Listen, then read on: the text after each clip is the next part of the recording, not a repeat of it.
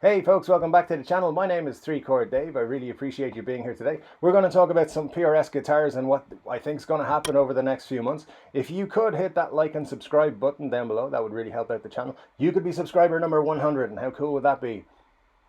Alright, it wouldn't be that cool, but it would help me out, so appreciate it if you could do that. Now, let's get straight into it and let's think about things here. PRS Guitars, 35 years old this year. That's right, they started in 1985.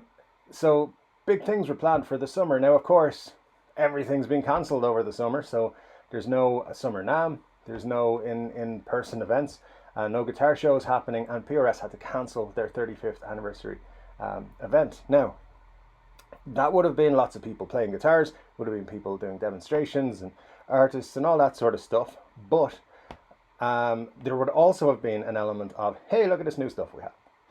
And some of those guitars are now just being released. In the last week or so, we've seen a couple of guitars sneak out onto the internet from PRS. A couple of them we're going to look at today. Now, these ones here, these are the Hollow Body 2 Piezo, which are PRS SE lineup. Now, the SE indicates that this is PRS's budget lineup. You would normally see guitars from anywhere between, say, $500 to about $1,000 on this SE lineup, which is great because it means people who don't have $6,000 to buy a guitar can still get a really good instrument from PRS. Now, here's the thing. This is a piezo guitar. What that means is that in the bridge, there's a piezo pickup, which is a very different type of pickup than the magnetic ones that are in most other electric guitars. Now, they have those as well, but in the bridge is this piezo pickup, which gives you a different type of mellow sound, kind of like an acoustic, just a very different sound. There's a quite sophisticated electrical setup in here where you can plug straight into just the piezo, or you can plug into an output that has both the magnetic pickups and the piezo. And in this, quite often in a guitar that has both, you need to have a battery in or none of the pickups will work. In this one, if you don't have a battery in, the piezo won't work, but the magnetic ones will work. So they've kind of fixed an issue there that people were having. However, this guitar costs $1,500, 1,500 euros here in Europe, and you've got to question that because the SE lineup is supposed to be budget. It's supposed to be the budget lineup.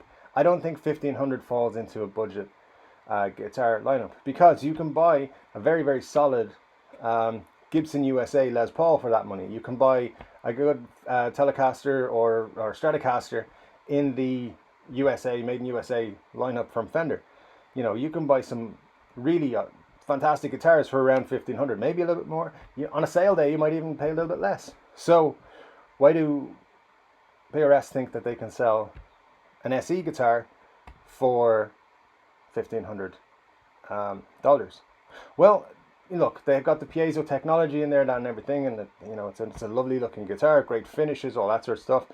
However, if you wanted to buy a core model of this guitar, it would cost you around about $6,000. So the question there becomes, is this a guitar you should buy? Is it something that is going to sell well? If you look at what Fender did a few weeks ago with their Paranormal Squire range, those are flying off the shelves. In many places they're sold out, waiting to be restocked. When Epiphone brought out their new range early in the year, they flew off the shelves. People couldn't wait to get their hands on stuff. And these PRS guitars, now admittedly there's a couple of additions to the range here. I think they're too pricey to fly off shelves. I think there will be a very select market for these, because honestly you could buy a really good PRS SE guitar for like $600-700 and then buy a nice acoustic, and yeah, you can't meld the sounds together by twiddling the knobs, but you can still have the sounds if you're recording and so on. So have they made a mistake? I think maybe they've misread the market, because people are out, they're looking for deals, they're looking for bargains. These are nice guitars, yes, but they're a bit pricey. Now, the other guitar they brought out is a little bit cheaper. It's the new Carlos Santana single cut tremolo guitar, and this is what it looks like. It's gold all over. It's Egyptian gold, and it comes in around between 800 and 900 euros and dollars.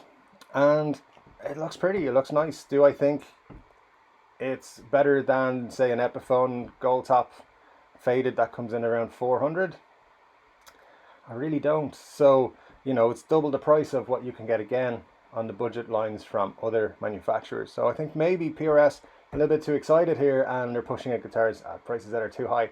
On their SE lineup, I do expect some really special stuff to come from PRS over the next few months, but I also expect some cool announcements coming from the other guitar companies. I think Fender and Gibson are going to come out with some, you know, special deals, special models to get people buying guitars again. I think they'll be in around the $1,500 mark. I think Epiphone are going to come out with some new stuff, but not until around January, when they would have been at NAMM. Whether NAMM actually happens next year or not, we're going to see some cool stuff. I still say there's going to be an Epiphone Slash lineup next year at NAMM. I would look for that. If they bring it out earlier, that'd be great, but I think it's going to be NAMM. Fender are going to keep producing Fender special runs for the rest of the year. You're going to see cool stuff there. I just don't think people are going to flock to these PRSs because of the price and because they're SE models, which they should have been a lot lower. But I'd love to know your guys' thoughts on what these guitars are going to do in the marketplace, whether you are interested in picking one up. I mean, they seem to give all the big YouTubers have them, so you can check them out online, people playing them and stuff like that. So, guys, please do drop me a comment, tell me what you think of it. Don't forget as well to like and subscribe to the channel. Tell me as well what you think we can see in the guitar community from these big manufacturers over the next few months. If you've got any ideas of special editions and stuff that are coming out, let me know about them. It's going to be super cool. Anyway, guys, thanks again for joining me. I will be back to you again on Tuesday of next week with another cool video, so don't forget to subscribe and do all that stuff for me, and I'll see you on the next one. Take care.